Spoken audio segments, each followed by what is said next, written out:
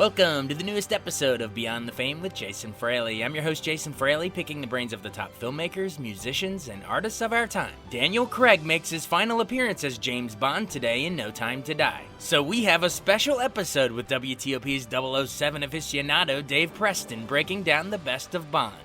This 2-hour extravaganza ranks the best Bond actors, best Bond villains, best Bond songs, best Bond gadgets, and the best Bond flicks, including where No Time to Die ranks among the all-time greats in the franchise. Davey, thanks so much for doing this. Hey, you're welcome. As someone who has been enjoying the series for years with family and friends, and it's really cool to be on here with you and talk about the James Bond series, especially with the release of No Time to Die this week in the U.S. Absolutely. Lots of buzz. And I think it's safe to say that after people see this one, everyone will be talking about that movie for sure. And all right, we'll see where it ranks in the whole canon here in a little bit. But first, we have some fun categories because all week on WTOP.com, you've been ranking a different Bond category every day of the week. So let's start with on Monday, you did the best Bond actors. Everyone loves debating who's the best Bond over the years. And a lot of it has to do, I think, where, when you grew up, who was your childhood Bond. But let's go through your list in order. So number 6, you have George Lazenby. Yes, whom I have actually met. Can we edit the picture of the Spy Museum from a few years ago where I asked not one but 2 questions and did shake his hand? What I liked about Lazenby's portrayal in On Her Majesty's Secret Service, he's the Australian actor who only did one. It's a very sincere portrayal. It's probably the most sincere of any of the actors who has played 007. He wasn't a natural actor. He bluffed his way into the role. There's a movie out, I think, called Becoming Bond that was on Hulu a few years ago. If you have a chance, check it out. It's a scream. And it talks about his life and not just becoming Bond, but that's the big focus of that. He gives a decent portrayal and he keeps it somewhat serious. And he's a guy that I wish had done more than one film. And it's a shame on him for deciding that he didn't want to do another movie. And it's a shame on the producers who they offered him, a 7-year contract over 15 years with a lot of restrictions on what he could do when he wasn't playing 007, that he said, I just don't need this. So it's a shame they couldn't have done it because I think if he had, Diamonds Are Forever would have been a much more serious film. You would have had the series more along the lines of the Daniel Craig films that we saw in the 21st century than a lot of the Roger Moore escapades, which is what I'll call them. It's a shame it didn't happen, but at least we had that one movie, On Her Majesty's Secret Service, and George did a decent job, but you only do one film, you don't get in my top 5. Yeah, it's exactly what I was going to say. Lazenby would probably, quality-wise, could be higher on any list, but the fact he only did one is what drops him at the bottom. But not a mere honorable mention. I mean, a very solid movie, which you'll get into. I know it's one of your favorite Bond movies overall. We'll get to that later. All right, number 5 then. Timothy Dalton. Similar in terms of output, in terms of the number of movies he did. But why is he number 5? I think, and I write that on WTOP.com, that he may have been the right actor, but he was at the wrong time. You had a decade plus of lighthearted fare with Roger Moore. And here comes this guy who's very serious. He's probably closer to the Bond in the novels than any of the other actors who had portrayed him. He actually read the series, really got deep into the character. And unfortunately, while he does give this serious bend to his role, it doesn't look like he's having any fun at all. And even Sean Connery, when he was very serious, you always felt like he was having fun on some level, even though he was very serious in portraying 007. So his 2 movies are kind of just it's like Oliver Cromwell. It's like, okay, you're there for 11 years. There's no monarchy. And we've got 2 kind of semi-uneven films. And then he moved on. It's a shame he didn't do a third. He was supposed to do a third, but it was caught up in litigation because United Artists was absorbed by, I think, MGM or something along those lines, that business that has nothing to do with the movie making aspect of it, but unfortunately has everything to do with it. So unfortunately he didn't do a third, but he gave a decent portrayal, but again, not that much better than Lazenby. Yes, and his best, we would agree, License to Kill probably. Yeah, I think so. Yes. Compared to the other one. All right. And then number 4, you have this is Roger Moore. This is again, depending when you grew up. Right. Some people might even have them. I've heard people say when Roger Moore died a couple years ago, oh, he's my number 1. And I might even have him a little higher on mine too, just for The Spy Who Loved Me was so iconic, but with that skiing intro and all that. Right. But you know what? It's really hard. I don't envy your position, because you know what I mean? Like, as I look higher on the list, it's kind of hard to put them above those too. Well, what's tough, Jason, is that now we're to the point where everybody has done at least 4 films. So everyone really had a chance to grow into the role. Everybody really had a chance to make Bond their own. You could almost say that Dalton and Lazenby borrowed the tuxedo for 1 or 2 films, whereas Roger Moore made the tuxedo his own. I will say this about Sir Roger Moore. He was more comfortable in that tuxedo, in that role, than anyone else was. He was more cool with the trappings of the role, of what that limited him to do elsewhere, than any of the other actors. Right. And he's a great Bond. He's very charming. He's very light and suave. And it felt like he didn't outwit the villain as much as press a button on a watch or something like that. And whereas Connery was serious and then would have the witty aside, it felt like Roger Moore would have the witty asides, dispose of the villain, and then have another witty aside. I guess his portrayal is a little more frothy than the others. There's a little less of an edge to his portrayal than Brosnan, and definitely Connery and Craig, who are the most serious and down to earth of the two. But you're not, with maybe 1 or 2 exceptions, if you watch a Roger Moore film, you're going to be entertained. You're going to enjoy yourself. You're not going to be depressed at the end of the movie like you have with a few others in the series. But again, number 4, Roger Moore, no shame whatsoever. And I would still watch For Your Eyes Only, which is definitely my favorite Roger Moore one, although The Spy Who Loved Me is perhaps the most entertaining film. If you want to get an idea of what a Roger Moore movie was like, you got to see Spy. Yeah, I think The Spy Who Loved Me, and of course that's the one that Austin Powers was spoofed with, The Spy Who Shagged Me, at least the sequel title. But yeah, I agree. I think maybe Moore might be the most fun, entertaining Bond, at least on a lighthearted note. And no one can take away the title of the most prolific. I mean, he did more Bonds than any others. I think with seven. So, yes. And you know what? A balanced diet includes dessert too. So Roger Moore's your dessert. There's your dessert. All right. Your number 3 is Pierce Brosnan. Of course, he's the, I always say, like, Michael Keaton was my Batman. Pierce Brosnan was my Bond, because that's who I grew up with. And then of course the Nintendo 64 video game GoldenEye. I mean, it was all a piece there in pop culture. But I thought Brosnan, while some of the movies maybe didn't stack up, he had some really, really good ones and a couple forgettable ones. But in terms of the look and the sound, I thought he looked the part more than just about anybody. I mean, in reality, he might be the most important of the actors to play James Bond from the standpoint of keeping the series up and rolling, because there was a 6-year gap. If he comes out and GoldenEye doesn't work and it's a clunker, 007's gone. I think the GoldenEye, probably next to The Spy Who Loved Me, and of course, Dr. No, the most important film as far as keeping the series going. Obviously, Casino Royale is also in that link, where if it didn't work out, they probably would have made others at that time. But he really tried. What I liked about Brosnan's portrayal, he tried to bring the toughness of Connery and combine it with the charm of Roger Moore. And I think he pulls it off. It's the reason why he might not be in the top 2 is because his movies weren't that good compared to the others. He doesn't have a great film in his repertoire. And do you like Tomorrow Never Dies more than GoldenEye? I go back and forth with those. The World Is Not Enough has great elements, but suffers with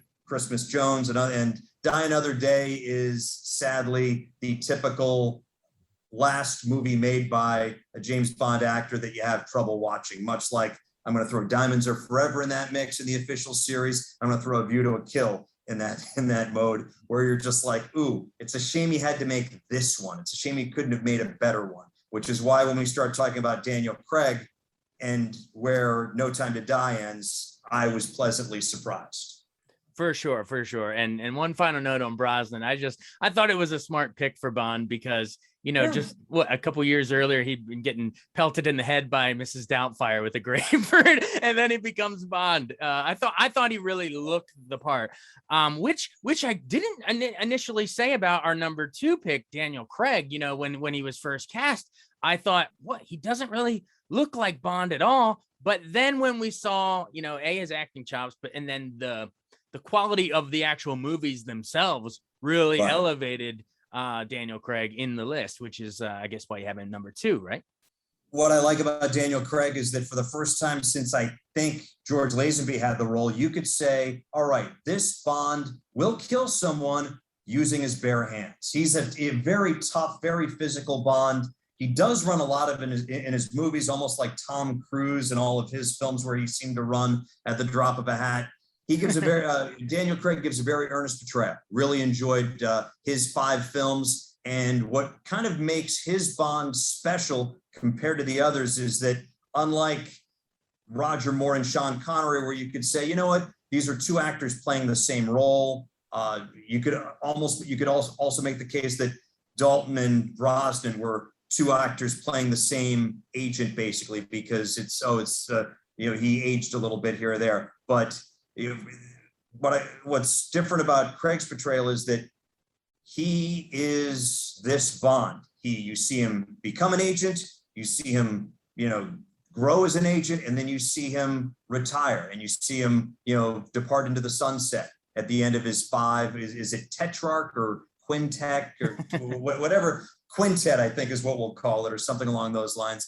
You actually see a story arc. It's almost as though it's a 5-part miniseries as opposed to 5 separate films. And I think we may have had this conversation just via email last week after I saw it, my initial thoughts. You could switch many of the other films from some of the other actors, and it wouldn't disrupt the continuity. For Your Eyes Only could come before The Man with the Golden Gun, right, or before The Spy Who Loved Me, and it's not going to disrupt the storyline. Or same case with Dr. No could be after Goldfinger, but you really couldn't move one movie in front of the other without it disrupting, because the Bond in each one, it's obvious that the Daniel Craig Bond carries the scars of the previous movie with him. And I think that's what really makes his portrayal kind of cool. Yeah, absolutely. I think perfectly said. It's about the continuity. It's if you pluck one out, it messes with the continuity, which you couldn't. The others could be a little more interchangeable, a little standalones. But the Daniel Craig, you could tell that from the very beginning, they said that first one, Casino Royale, was amazing, with like a great villain and maybe 2 villains if you want to, but we'll get to that later. But yeah, I love the fact that it was like they set out to do an origin story, and then we saw him grow. Skyfall is like the crown jewel sort of middle piece, and then, as you say, No Time to Die, that riding off into the sunset. So yeah, in terms of like a self-contained little arc, the Craig movies, they really did tell a beginning, middle, end there. And he's very good. He's very good in the role. There were times when you watched On Her Majesty's Secret Service where you're like, okay, this is the stand-in for Sean Connery. Or Timothy Dalton, you're like, ooh, okay, they're trying to go in a different direction. Once you get into watching Casino Royale, and when you watch Daniel Craig, he is James Bond, and you don't think otherwise. Absolutely. All right. And then that brings us to number 1, which it's, sometimes the default answer is that way because it's the right answer. Sean Connery, you and I both agree on this. He combined the wit and charm of maybe like a Roger Moore, the fun elements with whereas Daniel Craig is more of like the, maybe like a believable assassin. He could kill you. But Sean Connery was sort of that perfect balance, I thought. And man, just the most iconic, the guy who originates the role has to be number 1, right?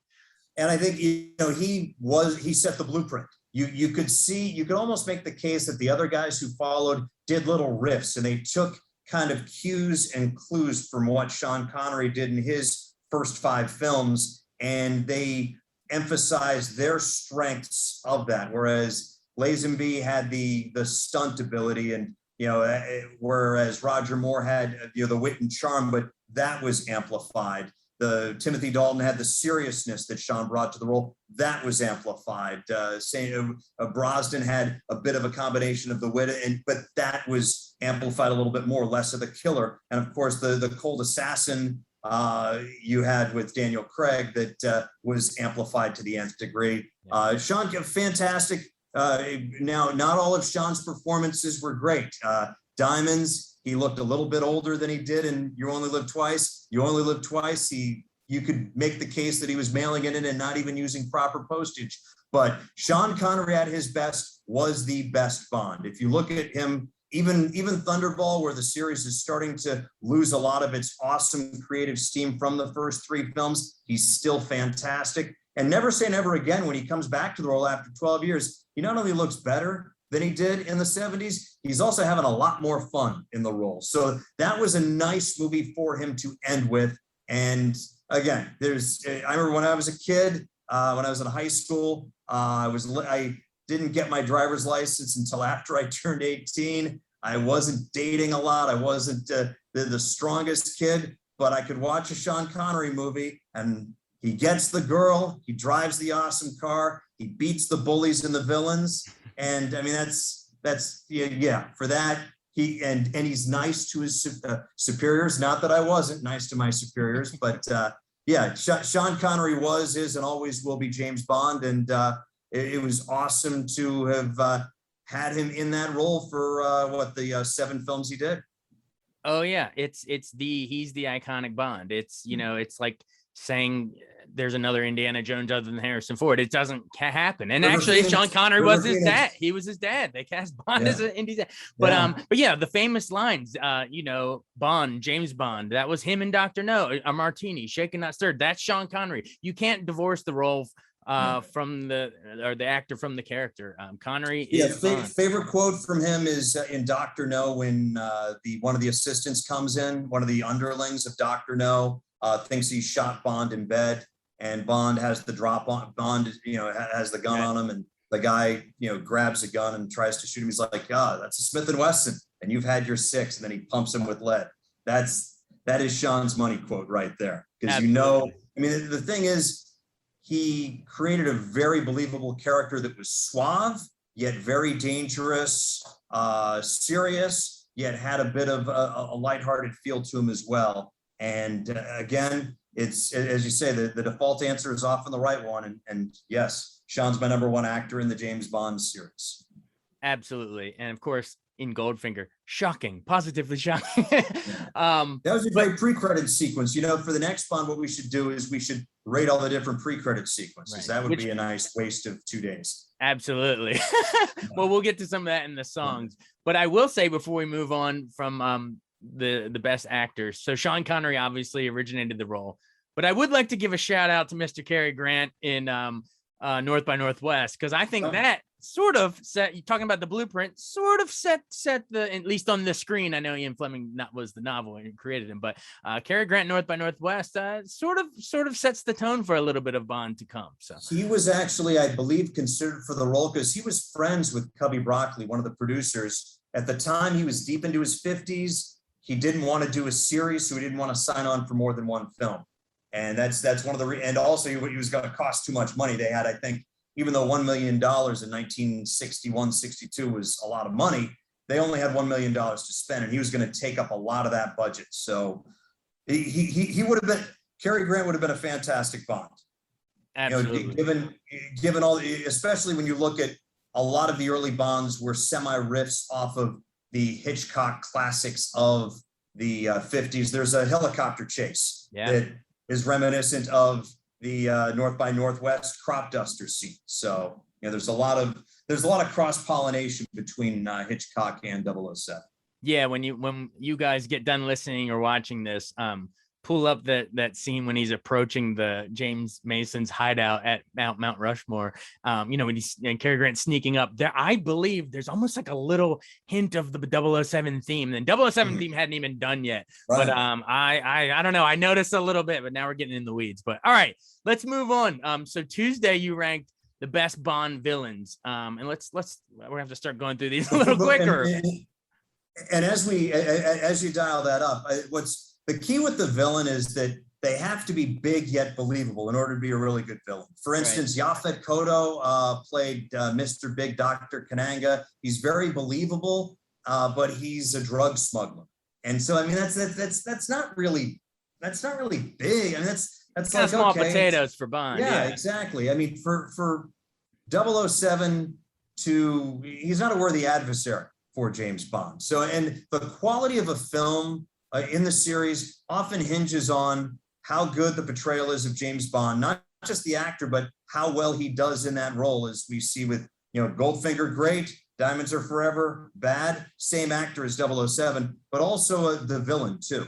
If you've got a lame villain or a villain who really sucks, or the tone is not right, that kind of suffers a little bit. I think that's one of the things that Timothy Dalton suffered from, is that his first villain, Jodan Baker as Brad Whitaker, an arms dealer, really falls flat and doesn't work. And that really undercuts how good The Living Daylights could have been, which starts off as an interesting film. Great point. Well, you can say that about a lot of movies. I think if the villain or the antagonist, it's not always, let's say antagonist, but if they're not always up to snuff, then the movie suffers. Sure. It's not all about the hero. All right, well, let's hear your top 5 Bond villains then. So number 5, you have Electra King in The World Is Not Enough, a relatively newer one. Yeah, Sophie Marceau. She starts off as the Bond girl, and then she becomes the Bond baddie. Spoiler alert. If you haven't seen any of the movies, we are going to be talking about plot lines. We're going to be, with the exception of No Time to Die, spoilers, we're going to be talking about, we will let you know what happens we'll let you know that Oddjob dies. We'll let you know this, that, and the other thing. But she really gives a nice portrayal, and she makes that movie work.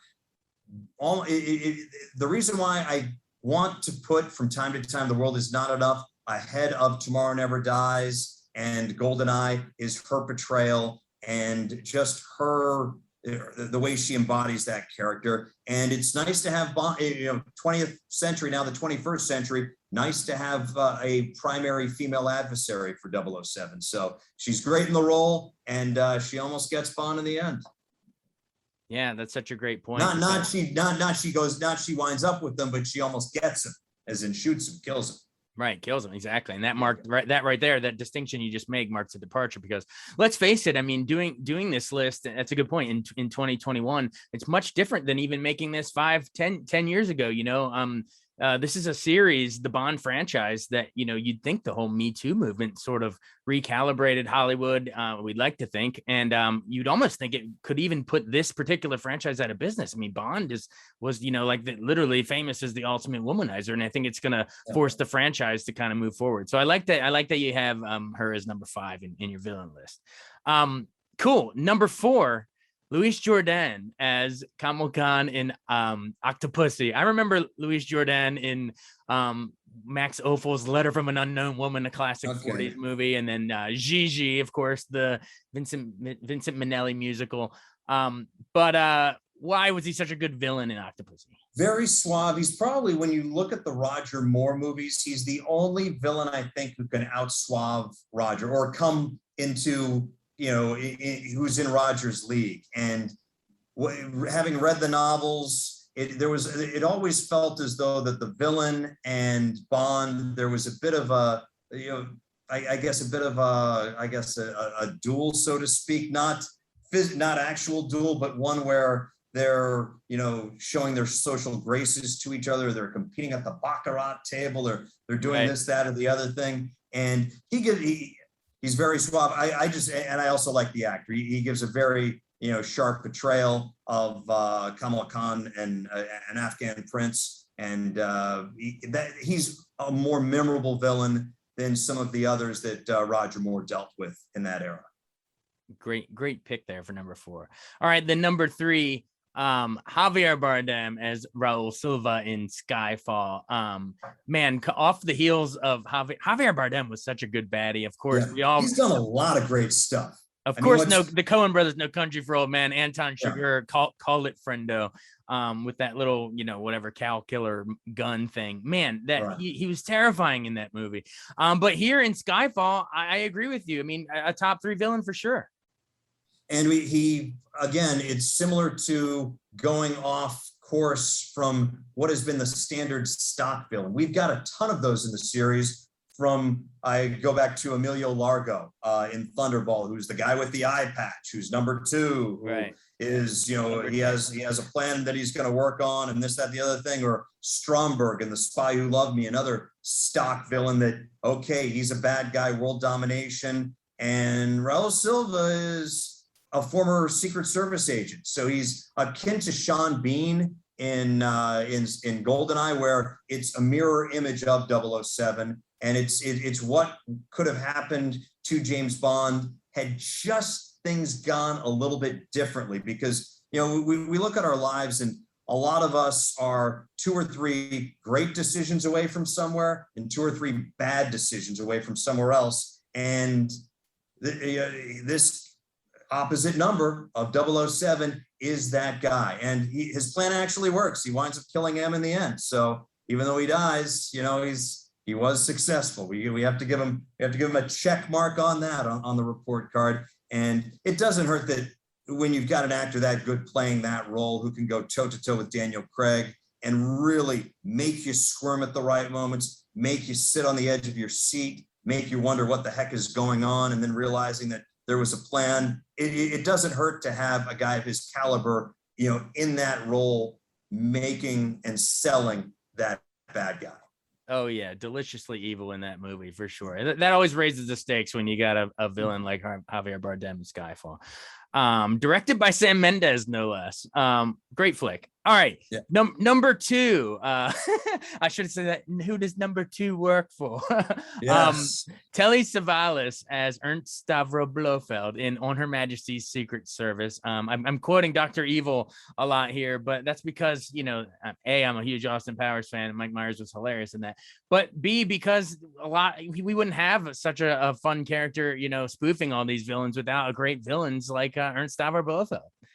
And we're just to expand on that, Blofeld over the years has been played by a wide array of different actors. There have been a lot of different interpretations. The first 2 movies he was in, you never saw his face. He was behind, you only saw him from the back, or you saw blinds over his face. That was For Much With Love and Thunderball. I believe Eric Pullman voiced him in the first film, may have done so in the second. They didn't keep great records back then. There was the rumor that Joseph Wiseman, who played Dr. No, who's an underrated villain when you think of, but he's also your stock standard, villain. Okay, this is a bad guy and he's got some bad plans. He voiced him in Thunderball, from what I understand. When they finally pulled the curtain back, it was going to be this Czech actor, Jan Verick, who sadly looked like Father Christmas. They got rid of him, and they brought Donald Pleasance in for You Only Live Twice. And a lot of people maybe remember Pleasance. He was in Halloween. He was in a ton of other movies as well. He was in The Eagle Has Landed. He was in The Great Escape too, right?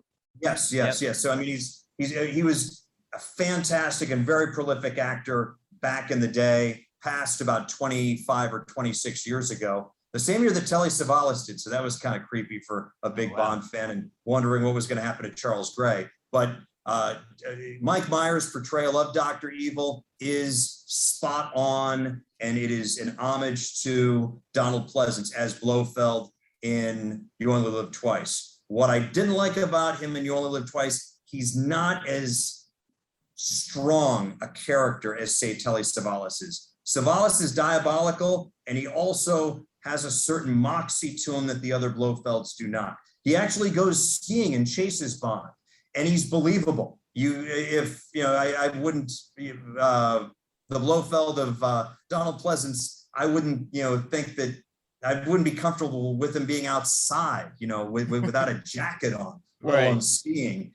And his plan is diabolical. Also, he reigns in the performance. I think you could almost say that Pleasance's performance is a tiny bit over the top, but it works in that film. But my Blofeld is diabolical, but he's not a crazy dude, and he's focused on the matter at hand. And that's what makes Telly Savalas's Blofeld my favorite of the bunch. They did have other actors who played Blofeld. Max von Sydow was him in a minor cameo-ish role in Never Say Never Again. Doesn't show up much. He still has the cat, even though it's not an Eon series. He still has the cat.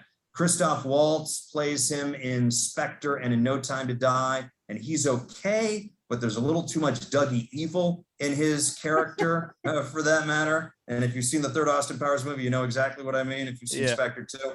And Charles Gray was probably the biggest misstep. There was a different actor. Connery came back to the series, so they felt they didn't need to bring Savalas back. Instead of going with Pleasance again, they went in a completely different direction. They made Blofeld British. They gave him hair. They made him a little foppish. And you're not threatened by that Blofeld the same way you were by Telly Savalas. So that's why Savalas is my number 2 Blofeld. Merry Christmas, 007. That's his money line. Oh yeah, and there's just the image of stroking that cat, and long before Mr. Bigglesworth. Yes, but it really was. It really was. We would not have Dr. Evil without. Or my everyone remembers $1 million, but my favorite Dr. Evil line is my father would go around making outrageous claims like he invented the question mark. That is a beautiful thing. That's actually a great scene right there with Carrie Fisher as the therapist. But it's amazing how there have been so many different spins of Blofeld over and what's kind of interesting about that is that Ian Fleming, the writer of the novels, gave Blofeld May 28th, 1908 as his birthday, which is was Ian Fleming's birthday. Oh, so, wow. Nice little bit of, the more you know. The more you know. Knowing's half the battle. All right. Well, as iconic as we just built Blofeld up, I mean, he could easily be number 1. But again, the default answer, I think, is the right one here. You got to go with Goldfinger. Yes. And, let's also tip our hats to those who assisted our villains. And what I mean by that is the minor villains and the henchmen. And we had this debate 6 years ago, Jason. What's the difference between the two? I think one is salaried and the other is hourly. I could be wrong. You may need to go on When to Work in order to request time off, whereas the other, you just fill out a spec slip or something like that. But some of the great henchmen, you think of Jaws from Moonraker and The Spy Who Loved Me, much better in The Spy Who Loved Me than he was in Moonraker. You think of Red Grant in From Russia with Love, who has the best 1 minute and 42-second fight in the history of cinema with 007. You think of other, Mayday from A View to a Kill, who helps kind of salvage what could have been the worst movie in the series. It's not my favorite, but she makes it at least a little bit more entertaining than it could have been. And Odd Job is the blueprint for silent henchman. He hits the right notes as opposed to some other silent henchmen we have seen over the years. There was a guy named Stamper who really sucked. He was in Tomorrow Never Dies. But, Odd Job with the hat and just the menace that when he fights Connery in Fort Knox, you actually think he's going to kill Sean Connery. You think that James Bond is going to die. And as the series progresses, you don't feel that you don't feel that Bond is in as much grave danger. But right there, Fort Knox, you think Odd Job's going to take his head off. But we talk about the best villains. Best villain remains Auric Goldfinger. He loves gold. He loves only gold for Shirley Bassey. And she's exactly right. He exudes evil. He's got this completely awesome diabolical plan that, he's not just going to rob Fort Knox, but he's going to blow it up. And I believe right around now, 2021, is when the U.S. gold supply would no longer be radioactive. So it's amazing how long-term plan, long-term destroyed the U.S. economy. He's fantastic. Gert Frobe plays him, although his voice is dubbed, but he has his mannerisms down. The way he looks at the gold bar when Sean Connery drops it during the golf match is fantastic. The way he gets upset when he loses at cards because of Connery or golf because of Connery, the way he presents Operation Grand Slam, or the way he talks about his monologue, this is gold. It is my life. I love it. Everything I do goes towards increasing my supply. And he's fantastically evil, and he's evilly fantastic. And that's why he's my number 1. And not to mention, the most iconic villain line of a Bond movie. Do you expect me to talk? No, Mr. Bond. I expect you to die, with the laser trained on him. Iconic stuff. Goldfinger, number 1. All right. And then Wednesday, you ranked the best Bond songs, which this was a case where the default wasn't number one. You made a last second substitution of a personal favorite. But before we get to there, start with number 10. You go with Tomorrow Never Dies, number 10. Yeah, I was tempted to put Billie Eilish's "No Time to Die." It's a nice song, and just because it doesn't make the top 10 doesn't mean it's a bad song. There are a lot of nice songs in the series that didn't make it.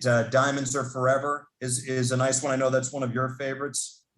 That one was kept around by I guess it was featured in like a Kanye West song. So I think that reached a new generation. Yeah. "From Russia with Love" was actually the original Bond song. It was an instrumental in the opening credits, and they had this guy named Matt Monroe sing it as Bond and Tatiana Romanova are in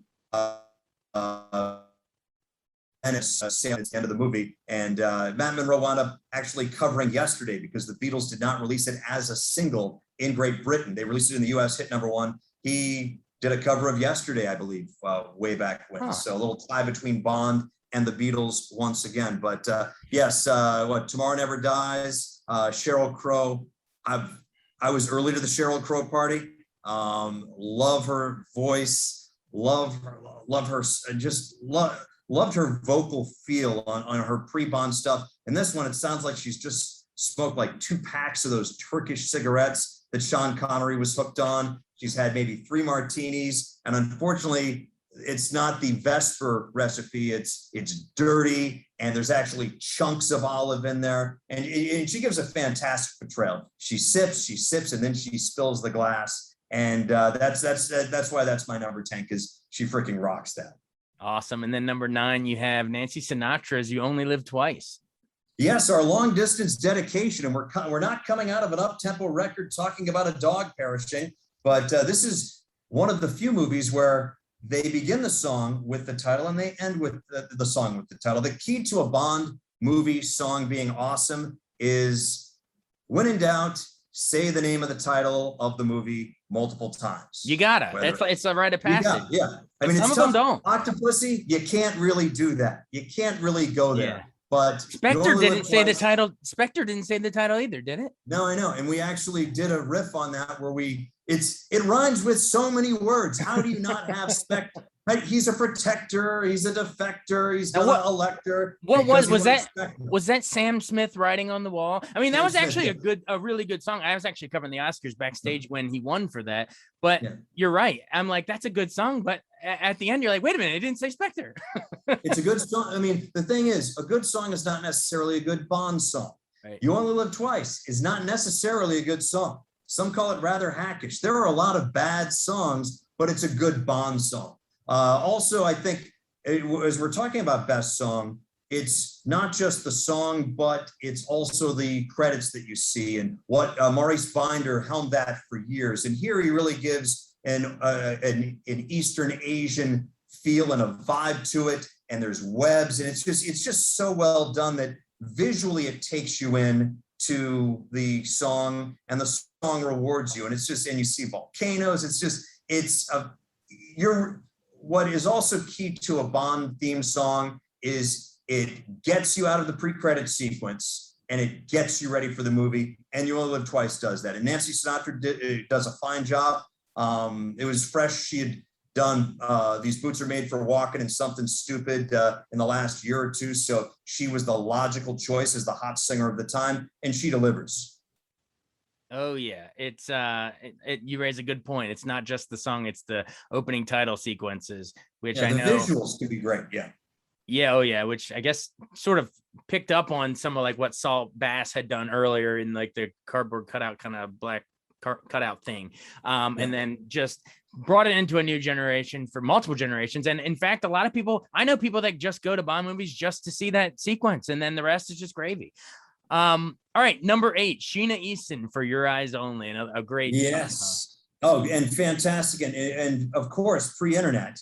There was a stretch when I thought that Sheena Easton was Sheila E. and Shirley Eaton, and no, they're completely different people. But pre-internet, you don't know. And again, visuals are great. She actually shows up in the pre-credits in the credit sequence, the first Bond singer to do so. And just a nice song that, and her voice is fantastic.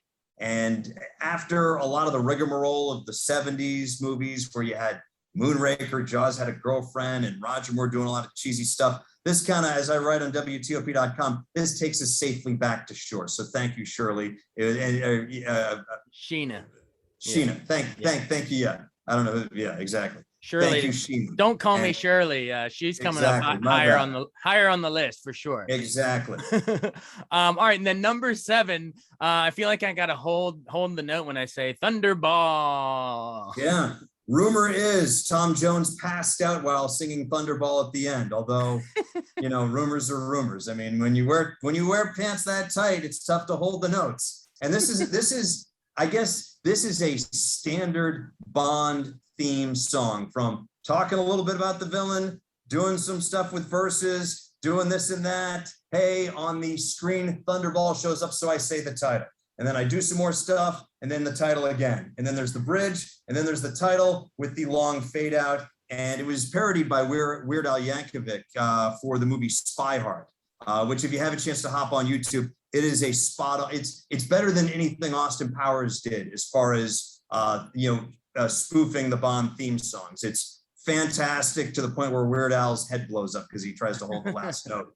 But again, Tom Jones brings a lot of sass, brings a lot of sexiness to this song. And again, the visuals are great too. This is peak era Bond, where the stuff was fantastic. It was what you were looking for, but it was still kind of new. So not overplayed. Gotta love Tom Jones. Delilah is eminently singable, and it's not unusual and all that. But Thunderball, I mean, he was a perfect fit. All right, number 6. You know what, man? This is where it's gonna get a little. I've agreed with most of your picks, but this is where it gets a little dicier. But number 6 is Carly Simon's "Nobody Does It Better" from The Spy Who Loved Me. I might actually have that higher, like in my top 3 maybe, but I might be a little biased because I got to see Marvin Hamlish, who wrote the music for Carly Simon to sing. He wrote that theme and the whole score for that movie, for The Spy Who Loved Me. I saw him perform live at, what was it? It was in Silver Spring at like the Discovery Channel building. I don't even know. But either way, it's just that perfect, after the opening ski sequence when the British flag parachute opens up and then then the song hits. I don't know. It's perfection for me. But why do you got it here at 6? It's not that I think that there are 5 songs better than I think it's a fantastic song. And I think what I like about this song is that it came after 2 up-tempo numbers. You had "Live and Let Die," which is a great song. That'll be further up on our countdown. But then they had one of the major missteps, which was "The Man with the Golden Gun," that Lulu sang it. And I think they wrote that by saying, hey, you know what? If Paul McCartney can do an up-tempo rocker and have verses that are kind of flimsy, anybody can do it. No, not anybody can do it. Only Macca can. And this helped make the Bond series get back on track. The pre-credit sequence that you mentioned, that had a lot of stunts, and then a great song sung by a female artist. This kind of signaled to me that Big Bond is back. And it's not that that Nobody Does It Better is a bad song. It's just that there are 5 others that I really enjoy more than it. But you could easily play this, in the number 3, 2, or 1 spot, and I wouldn't be completely upset. Absolutely. Well, let's get to your top 5 then. Paul McCartney with Wings, "Live and Let Die," an iconic song all on its own. I know covered by Guns N' Roses as well. It's one of those songs that has become so famous as a song that hard to believe people might even forget that it was a Bond theme, but there it is. I mean, it has got to be top 5. Well, and I think one of the reasons why a lot of people forget that it was a Bond theme is that "Live and Let Die" is kind of a forgettable Bond movie. Right. When you think about it in the grand scheme of things, it was Moore's debut, not one of his better efforts, in my opinion. And this song moves. It feels like he's writing on the back, like he's writing on a coffee cup, the lyrics, and it's slapdash, but the lyrics fit, and the movie, the music really rocks, and it gets you in gear for the film, which is what a Bond movie should do. And Paul McCartney, you can't deny, dude's genius. So this is why that's as high as it is, number 5. And it's, again, visuals are great with the snakes and the skeletons and stuff like that, the whole voodoo thing, and a great beginning to the Roger Moore era when you think about it. Yeah, and a cool song. Paul McCartney's a legend, but a cool way it opens, so subdued and slower, and even some of those you did, and then banana. I mean, it really kicks. I mean, it's people a great got on him for saying that. You say in this ever-changing world in which we live in, it's like you just said that. It's like allow myself to introduce myself, kind of thing. But it's like, who cares? It's a great song. It's a fantastic beat, and you can dance to it. That's why it's number 5 on our survey case. It is great. All right, number 4 is you have Adele Skyfall. That won the actual Oscar for best song that year. And man, again, it's all interchangeable at this point, but I might even have that at number 2, or maybe like a 1. Maybe I might even have it vying for the number 1 spot. I thought it was so good I thought it did what Goldfinger did for its era for the Craig series. But can't go wrong with number 4 as well. Why Adele here? What makes it? Well, I think it's not my favorite of the Craig era in the 21st century, but it is a standard in a way that the other one that we'll mention in just a bit is not, because it's got the title, and and Adele just, again, they're not going with second stringers here. They're going with the elite of the elite, and I think that's what separates this from maybe The Writing Is on the Wall. I'm not a huge Sam Smith guy. I am a huge Adele person. And the way, my only quibble is that they waited 50 seconds to get into the song before she said Skyfall, which did not match when it came up on the screen. Because you got to have, when Shirley Bassey says Goldfinger, that shows up. When Tom Jones says Thunderball, boom, it's up there. It's not rocket surgery, guys. It's brain science. Nice flip there. But you have to give her credit while you're breaking it down, at least the songwriting, that it opens by saying this is the end, is the first line of the song. So that's kind of interesting. But when it kicks in, the opening graphics, I remember, what was it, almost like, I think he had just plunged underwater, is that right? And there's like you just gotten, well, as happens when you're out in the field, you just gotten shot off of a train and fell into the water. So I remember he's like just another day at the office. He's just sort of sinking, similar to actually what Moby did with that Jason Bourne when he's falling underwater in Jason Bourne, similar to Bond series, I guess, the Bourne series. But it's that slow sinking. But then when that's at the Skyfall, when that hits, Bond songs don't get much better. What is great about her singing of this song is that when the song ends, you're not ready for it to end. You want to hear Adele sing for another 5 minutes or so. Yeah, exactly. Yeah, totally see why she won the Oscar for that. A lot of these Bond songs are famous, but rarely did they actually take the gold. And Skyfall did it for Adele. All right, and then funny enough, you have a different Daniel Craig theme song, one slot higher here at number 3, from Casino Royale, You Know My Name, by the late, great, legendary Soundgarden frontman Chris Cornell. Love that dude's voice. Why did you pick this at number 3? Because it's a roller coaster, and you hop on, and it just moves in a certain way and it's a lot of times, I think a really good Bond song is set up by a very good pre-credit sequence.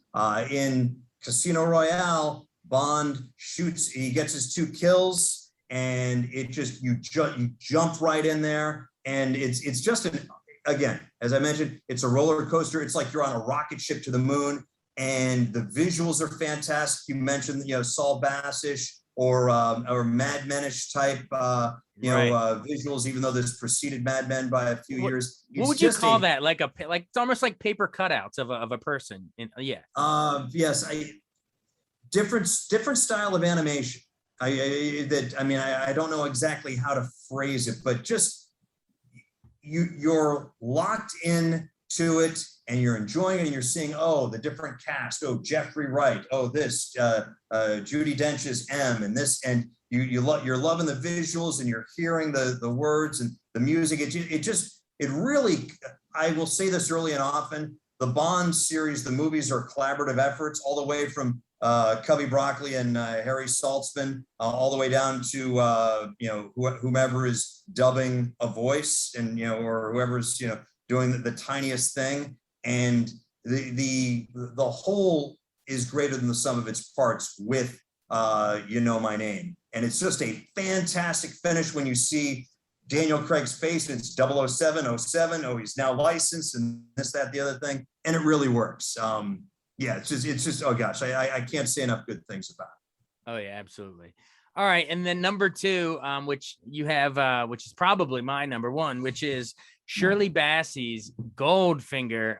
Man, talk about easily the most iconic Bond song, and the opening sequence too, where you have all the women painted gold. It's sort of previewing the dastardly deeds that the villain, we're terrified of the villain based on just that credits. But man, the way, we also mentioned that she sang Diamonds Are Forever, but this is the iconic one. He's the man with the Midas touch. Why do we got number two? Because this is just the audio guy in me, the mix is a little high. When you listen to it, it's something up with the mix that it just doesn't sound as great from that point, but you can't go wrong with this. This is the signature James Bond movie theme. It talks about the character, it talks about the bad guy, it lets you know why he's bad. And he does love gold. It's just, you're not bringing up anything new, during the movie. And Shirley Bassey is, she sang 3 Bond themes more than anyone else. She is, and she's still alive. She's, she and Tom Jones, both from Wales too. An interesting side note there, but she was, it was with a lot of hesitation that I moved her down to number 2. In 2015, this was the number 1 song. Whenever we do the countdown to the next Bond movie, she might be number 1 again. So no quibbles with this being on that elite level of Bond themes.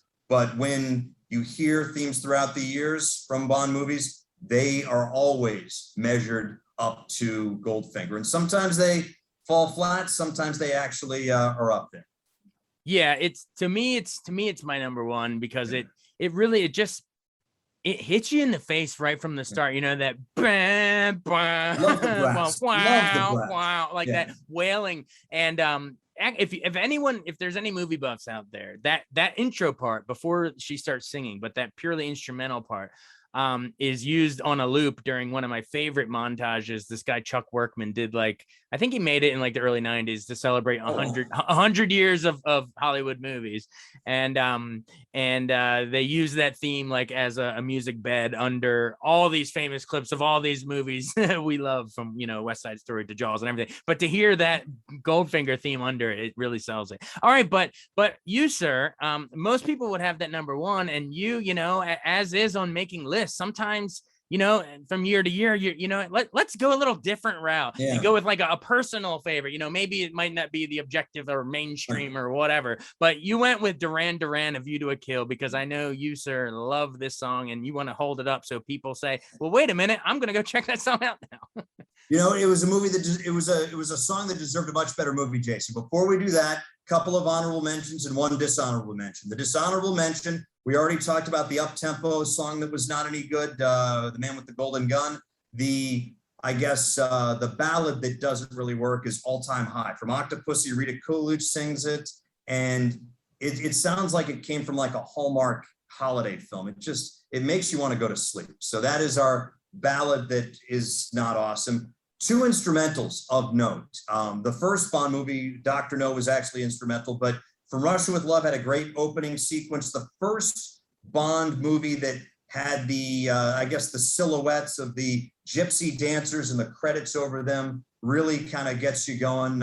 Again, an instrumental. And then On Her Majesty's Secret Service had an instrumental there was a romantic song later in the film by Louis Armstrong, We Have All the Time in the World, but the instrumental theme that gets you into OHMSS showing clips of previous Bond films really ties that film into the series as well. So those are my two honorable mentions. You want A View to a Kill, the first Bond theme to hit #1 back in 1985. I want to say Nobody Does It Better hit #2. Goldfinger may have hit #3.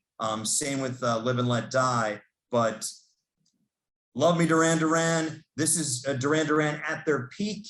And these guys, unlike maybe previous writers of Bond movie themes, these are guys who grew up only knowing a world that James Bond occupied. These guys, because I don't know exactly how old Simon Le Bon is, but I don't think he was 20 in the 1960s. You know, these guys were young enough to have grown up with Bond. And so for them to present their spin and what they thought a Bond movie theme should be like, fantastic. And it's sinister, and it's got, you know, a little bit of everything, and it sets the credits up. And it's one of the best things about a rather subpar Bond movie. So I enjoyed it. I love the music video that takes place on the Eiffel Tower. The music video is actually more entertaining than the actual film. Wow, there you go. And first #1. Nice. Well, you know what? I just realized before we move on, we're both wrong. It's not Your View to a Kill or My Goldfinger. We're both wrong. The actual best Bond theme is the very first one with their instrumental, the gun barrel instrumental, right? Oh, yeah, okay. Monty Norman, or who is it? John Barry? Yes, yeah. Yeah, that is the iconic theme that is sampled. But for our purposes of this list, it had to be a song that was sung. So that is why it is not here. I hope so. I don't want to have to go back and work for 8 more hours. Well, we had to give shout out to the OG, which is that iconic Bond theme, man. That one. And you see it worked in other themes as well throughout the years. And it's it is a signature, you know, like the Star Wars theme. The James Bond theme is something you hear, you know, da da da. You're like, oh, okay, there's a Bond theme going on. Exactly. So definitely shout out to that. All right. Well, then Thursday you ranked the best Bond gadgets. Let's stick with the top 5 here. Number 5, you have that fancy little, what was it, like a briefcase from Russia with Love? Attaché case. That's case. The Christmas present. Yes, it's the attaché case that Bond uses when he's on his mission in Istanbul and then on the Orient Express. And this was really, in effect, the first gadget. In Dr. No, they give him a new gun, the Walther PPK, but it's nothing really special outside of the fact that it's a new gun and it's not a lady's weapon, as Major Boothroyd said. A different actor than the guy, Desmond Llewellyn, who actually wound up playing Q throughout the bulk of the series. I think he had 17 or 18 portrayals of Q before he passed, unfortunately, in the late 90s, Desmond Llewellyn.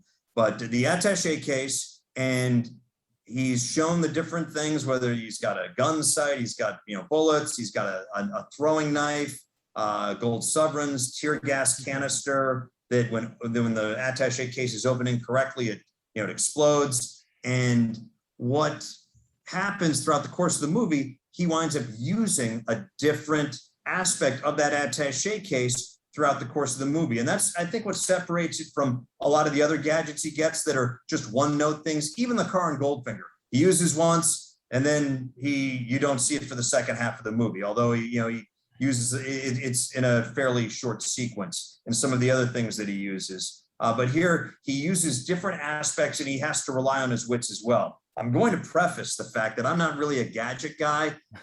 What I prefer about the Sean Connery Bonds is that he more than often uses his wits and his fists to get out of situations, whereas Roger Moore would just press a button on his coffee cup and blow up somebody. So this, right, in my opinion, is the perfect gateway gadget for us, because you get a chance to see a little bit of how a tool that he uses in the field, and he uses each item when it's absolutely necessary, saving his life. Absolutely. And then number 4, coming in one slot higher, you have the Little Nelly gyrocopter from You Only Live Twice. Yes, some people don't like this. So there's a lot not to like about You Only Live Twice. And when I say not like, we love when you love the Bond movies as much as one does, you'll nitpick little things here or there. It's a great little gyrocopter, and again, Q meets him on location. They go over what this thing can do. He takes it into battle. Or he doesn't. He's just doing surveilling stuff. Then all of a sudden, 4 helicopters show up, and he uses each of the tools shown to him, 5-10 minutes earlier to dispose of the Spectre helicopters. Every so often during maybe one of the Roger Moore films, or I think Brosnan maybe did it once or twice, he'll be cornered and he'll use something that you weren't told about by Q. And that's kind of one of the keys to having a gadget is Q's got to tell you about it. And if Q doesn't tell you about it, you're really kind of cheating there, 007. You need to know what he has at his disposal, because then you'll say, hey, he's got this, he can use that. So, and You Only Live Twice is a beautiful film too, shot in Japan. And the scenes where Little Nellie's with the other helicopters are absolutely fantastic. Good point. We like to see Q introduce it, the old set up the Chekhov gun and then use it later. And that gyrocopter could do just about anything, right? What did it have? Wasn't it like mines and flamethrowers and all, missiles? Yes, it had mines, flamethrowers, missiles. They could even had a razor for rockets. You could cave. All right, and then number 3, I agree, this has to be in the top 3, the amphibious Lotus Esprit, and from the Spy Who Loved Me. We all, we've all been out driving in the car, and you drive by a lake or something, and you thought, wow, wouldn't it be cool if this thing could convert into a submersible underwater vehicle? But Roger Moore got to do that. Yeah, and again, it involves a chase scene. Jaws and all the other bad guys are chasing him, and who was Agent XXX Barbara Bach, the future Mrs. Ringo Starr. Scoreboard drummers there for everybody. Paul might have gotten the song, but Ringo got the Bond girl, as fate would have, and they're still married to this day. 40 years later. But he uses each of the aspects that he uses the car.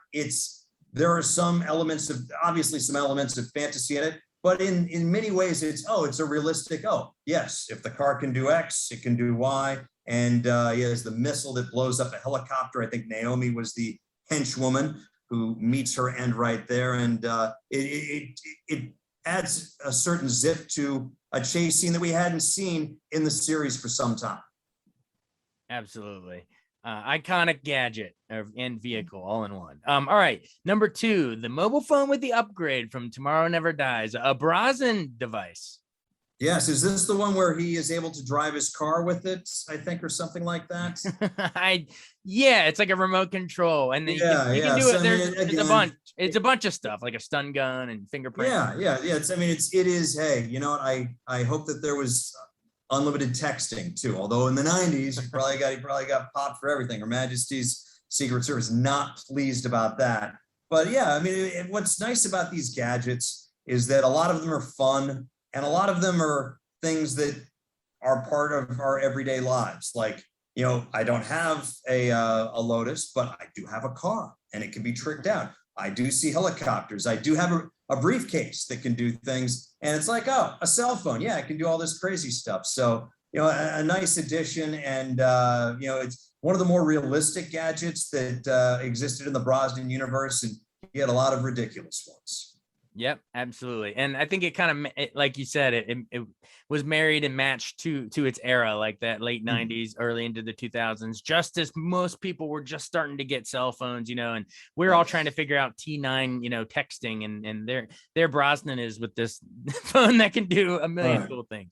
All right. And then number 1, topping your Bond gadget list, is the Aston Martin DB5 from Goldfinger, the most iconic vehicle that was ever in the series, right? Well, and then it enjoyed a rebirth in the Daniel Craig era, and again, it's the signature car. It is the car that you think of, and what's interesting along those lines is that the Bond of the novels had a Bentley. He drove a Bentley, so it was a little bit different, but it's got everything from the oil slick to the machine guns to the little thing that causes the blowout of Tilly Masterson's wheels. And, if you ever have somebody in your car telling you, annoying the Jesus out of you, you got that ejector seat so they can get the heck out of the car. Who doesn't? I'm sure a lot of people have driven in traffic or have been on long road trips where you might be getting lost and you're hearing something from the back seat and you're like, don't I wish I had one of those things that I could just boom, move them. And again, it's used in a great chase scene, a little bit on the open road with 007, but also in that cramped complex of Goldfinger's headquarters. So, what's the Hitchcock thing? Confinement and a struggle. And to see him drive around streets and alleys and stuff like that in a tiny area is pretty cool too. So that is my number one. Aston Martin, I think, got a big boost from the Bond series because it's one of those cars that, it's needs no explanation or needs no introduction, but we'll give it one. Oh yeah, it's arguably the most famous car in movie history, with maybe like the DeLorean in Back to the Future, right, where you had like Steve McQueen in Bullet. There's been some good cars, but this is probably the coolest of the cool cars, the Aston Martin. True. All right, well, without further ado, this is what everyone's been waiting for. The best Bond flicks, including where the newest one, No Time to Die, ranks. And I know you've seen No Time to Die, so we'll see where it falls on the list. You've ranked them all from worst to best. So yes. At the very bottom at number 27 is, a non-Eon one of the unofficial Bonds, but you have Casino Royale 1967. Let's run through these rapid fire. We'll be here all day, but just real quick, why is Casino Royale the 1967 non-Eon version at the bottom? Just poor execution, a lot of ideas. It's Austin Powers, maybe 30 years before Austin Powers. It tried to spoof the Bond series, and it had like 5 directors. It's an interesting museum side piece to check out, but it's really not. It's really not a good movie. Yeah, a big cast, but not. Austin Powers did it way better. All right, number 26, The Man with the Golden Gun from 1974. It's there are 3 more movies that I'm not a fan of, that it's always tough to separate the bottom 3, as it were. The reason why this one is in that spot is it's the least entertaining. Christopher Lee's a good villain. He deserved a much better script. Britt Eklund as Mary Goodnight is a poor Bond girl. She just doesn't work as a competent agent in the field, and it's Moorhead still yet to find his feet as 007. He's not as comfortable in the tuxedo in this one.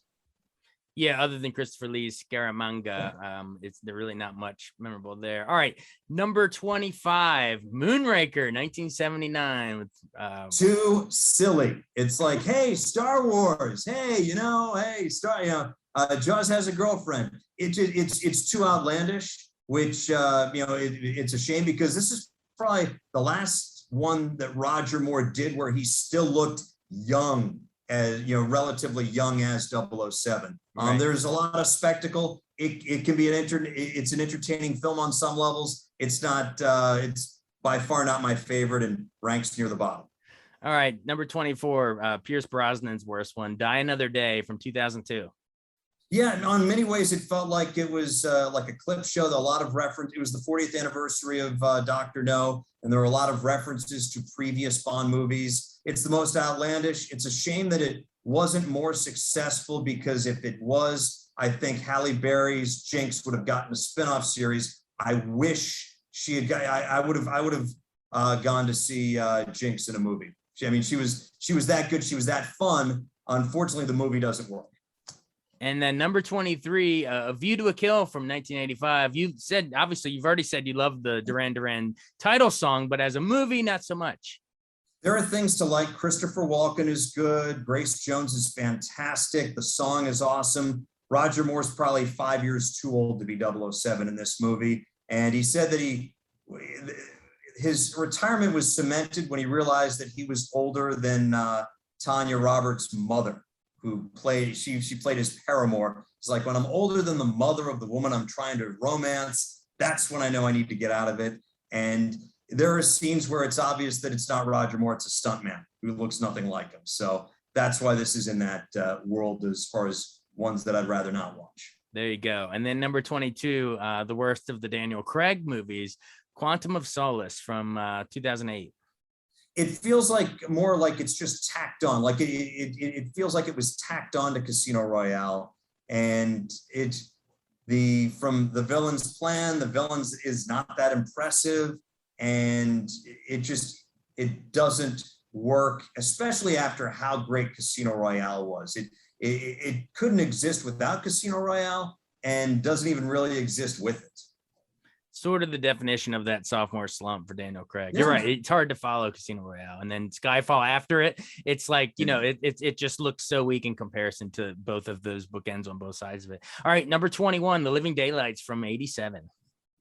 Kind of a departure from the Roger Moore era. They tried to make it a little more serious. Lack of a strong villain. Joe Don Baker's really not good as Brad Whitaker. He has like models of different dictators in the past. It's like, do you have a model train set? Do you still live in your parents' basement?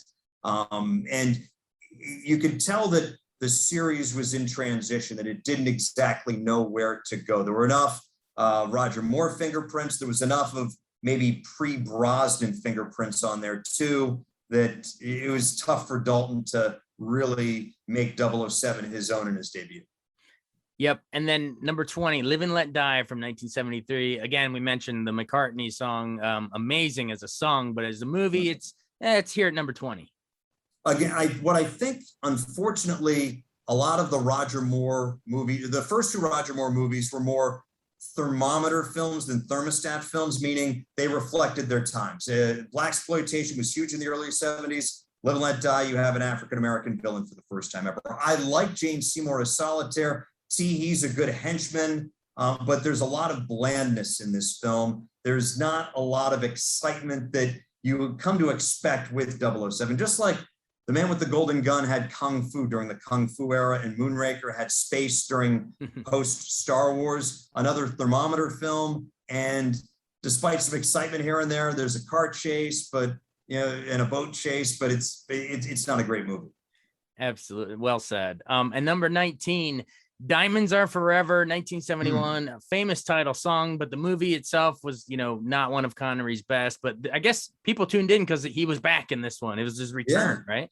Also known as I'm doing this for the cash. He actually took his fee that he got and he set up the Scottish Educational Trust, which benefited the arts. So even though he got a lot of money for this film, he put it towards a worthy cause. Unfortunately, his salary took a lot out of the special effects budget. So this was the first of 3 movies in a row where Bond wasn't really big. I mean, yes, there was Blofeld, and yes, lasers in space, and this, that, and the other thing, and an interesting cast on some levels, but it's the weakest of the Sean Connery films. And you can feel the tone that if Roger Moore had been in this film, it wouldn't have missed a beat. This feels like really the first Roger Moore movie, even though it has Connery in the starring role. Absolutely. All right, number 18, we have another Connery, but this is a non-Eon version. I guess your second non-Eon unofficial one. Never Say Never Again, 1983. Great title, number 18. Loses points because you miss a lot of the trappings. No gun barrel logo, no 007 theme.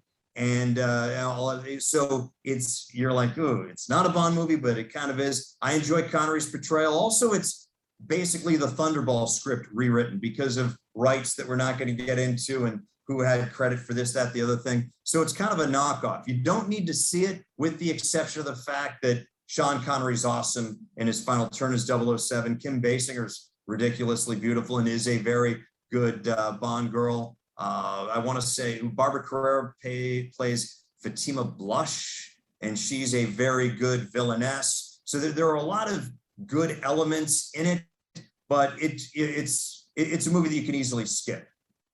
Didn't Connery's wife come up with the title because he said he would never return? So Never Say Never Again. Yeah, and lo and behold, he did. He was he almost came back, or he was approached to come back for Albert Finney's role as the gameskeeper in Skyfall. He did say never at that point in time. That would have been cool, because now, obviously, rest in peace, Connery. That would have been cool to see him one last time. All right, number 17, Pierce Brosnan's iconic GoldenEye from 1995. As you mentioned earlier, one of the more important ones in terms of maybe saving the franchise. Like if it didn't succeed, we might not have Bond still today. Yeah, I know I've got this, I guess, Below the World Is Not Enough. I could easily, on any given day, depending on the weather outside, flip the two or even put it, a tiny bit higher. It's, again, a very important film, because if this movie stinks, then Bond is just a Cold War relic, and we're watching reruns of, you know, 007 movies. The Daniel Craig does not exist without this movie doing the business and the reception that it gained. Yeah, and she had Sean Bean, you know, a future Game Yeah, of Sean Thrones, Bean's fantastic. as I hear he Trevelyan, gets the killed in villain. this movie. Yeah, and I think he gets killed in all of his movies. Isn't that the case? yeah, by the end of the first Yeah. season sometimes. Yeah, GoldenEye was it's hard for me to separate the video game from the movie at this point, because you basically play out the whole thing. But it was as an iconic, that was almost like Super Mario level of fame, important games. And a nice debut. Nice debut. Yep. All right, and then number 16, you have Daniel Craig Spectre from 2015, the second most recent one. Yeah, just you know, and I would actually, you know, in retrospect, I mean, tomorrow I could easily put this below GoldenEye, because the whole having to tying this movie in with the other three really kind of ruined it for me on that level. Christoph Waltz is okay as Blofeld. He's not great. The whole Dougie evil revelation, late in the film undercuts as well. There's a great fight on the train though. And, you know, there's something about Bond, no matter which Bond fights on a train, whether it's Roger Moore against Jaws, Sean Connery against Red Grant, or Daniel Craig in this one, I think the guy was born to fight on trains. And it's an interesting movie, but it's not my favorite in the Daniel Craig 5-pack. You know, I can hear it in your voice as we go through this, and you're talking it out. You're thinking, man, GoldenEye was more important than Spectre. I should have switched. Yeah, I should have. Ugh. Well, you know what? When you're ranking 26, 27 movies, there's some of them in the middle of the pack. You can swap the order around. But anyway, it's fun talking about them. All right, 15. You have You Only Live Twice, 1967. This is the first one. I did a piece last year, Jason, on I ranked all the films of Sean Connery for the series after he passed. I did the same thing for Roger Moore. I probably won't do so when George Lazenby does eventually pass, because he only did one. But this is the first, in it I wrote about this movie, how this was the first James Bond movie that almost felt like an installment, where you had, there's something to do with space. That was in Dr. No. You've got Spectre in play. That's From Russia with Love, with underlings and Number One or whatever. There were elements of Goldfinger in this, with car chases and this, that, the other thing. And, you know, instead of the Aston Martin, you had the little Nelly gyrocopter. You had underwater scenes like Thunderball as well. It's a beautiful film. It's probably, I guess, the first James Bond epic, it has been called. It is Big Bond on, you know, as far as that's concerned, but it's the first one of the series that feels like an installment. And you can understand why Sean Connery wanted to leave after this movie made, because it felt like they were just coloring by numbers. Right. And written by Roald Dahl, of all people. Yeah. How about that? On that riff, he obviously, Charlie and the Chocolate Factory, he was upset at the adaptation of Willy Wonka and the Chocolate Factory. But then again, he adapted You Only Live Twice, that had no elements of the novel. So turnabout is fair play when you're getting a screenwriting credit. Yeah, exactly. And then when Gene Wilder's as Wonka, you don't, just leave it alone. It's perfect. All right, number 14, The World Is Not Enough, 1999. Pierce Brosnan one coming here at 14. Yeah, he's good. Christmas Jones, Denise Richards. Denise Richards plays a nuclear scientist named Christmas Jones. That sentence gets more ridiculous with every single word you hear. But you know, he's very good. Electric King is fantastic. The gentleman, the name escapes me. The henchman who he was in The Full Monty, and then he was in this. He plays the guy who doesn't feel pain. He's a very good, henchman / minor villain. You've got M in trouble as well, so you've got the danger going on there. Robbie Coltrane is in this movie too, I believe. So it has a lot of things working for it. Garbage does a great theme song. That was one that I almost wanted to put number 10 on my list instead of Sheryl Crow, but it's a case of the whole of the movie doesn't equal the sum of its parts. For sure. All right, number 13, License to Kill from 1989. Not violent enough. Oh my, from taking hearts out of bodies to pressurization in chambers. This is Bond as badass as you probably have him pre Daniel Craig. Where this was the first movie, I believe, due to tax purposes, shot out of Great Britain. So instead of it being a James Bond adventure movie, it almost feels like an adventure movie with James Bond tacked on. It feels like, again, we talk about thermometer films. This feels like Miami Vice, but with 007 in the mix. It's so fascinating how they kind of cross-pollinate, isn't it? It reflects the time and the other, movies and shows going on at the time. Good call. All right, number 12, Octopussy from 1983. Many call this the perfect blend between 70s silliness and 60s seriousness. We've got a great villain, Louis Jourdan. Maud Adams is a very good Bond girl, probably because I think for the first time in a while, the actress who played the woman that Roger Moore romances is within 20 years of his age. I could be wrong, but I mean, there was a stretch in the Moore series where he keeps on romancing these women who are by the end are way younger.